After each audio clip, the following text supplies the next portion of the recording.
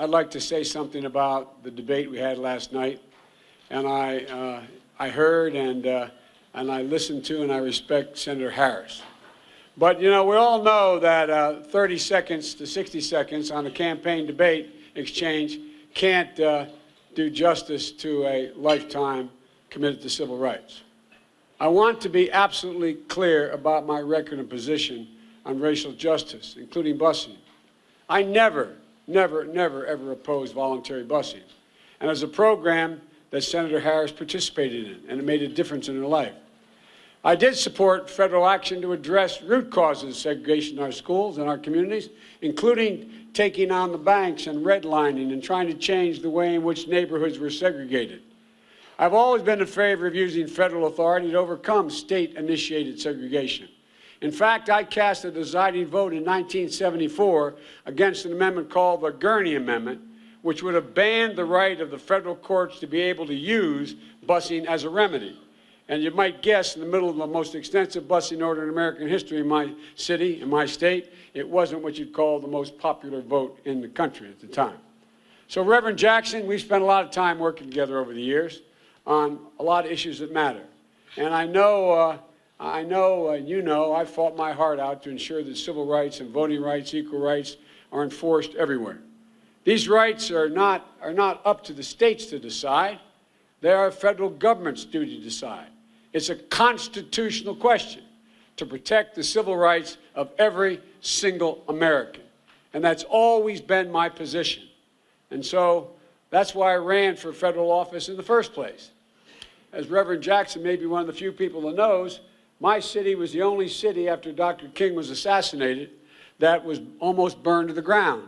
20% of it. The only city in the United States of America since Reconstruction that was occupied by the National Guard with drawn bayonets on almost every corner for 10 months. I came home from law school that year, and I only had two political heroes, Dr. King and Bobby Kennedy, and they were both assassinated the year I graduated.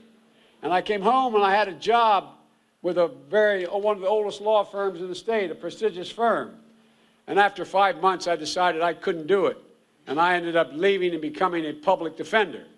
When I was elected, one of the first things I did is to go on a committee to try to strengthen the Voting Rights Act. I co-sponsored the Equal Rights Amendment. I supported making the Equity Act in law and make the law of the land today. I voted for the Civil Rights Act of 1990 to ban employment discrimination. I wrote the provision in the law that allows the Attorney General to pursue cases involving, quote, a pattern or practice of conduct by law enforcement officers in violation of federal rights. I wrote that law. And I used that power during the Obama-Biden administration. Our Department of Justice investigated police discrimination and abuse, including Ferguson. By the way, we worked like the devil to make sure that you should not allow police departments to buy excess military vehicles like up-armored Humvees and armored personnel carrier. You don't go into a neighborhood and police going in an up-armored Humvee or a personnel carrier. Our criminal justice reforms as president and vice president reduced the federal population by 38,000 people.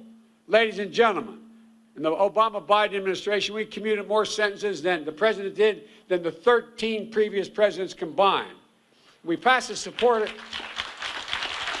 And by the way, with all due respect, I say to Chicagoans and everyone, my president gets much too little credit for all that he did. He was one of the great presidents of the United States of America. And I'm tired of hearing about what he didn't do.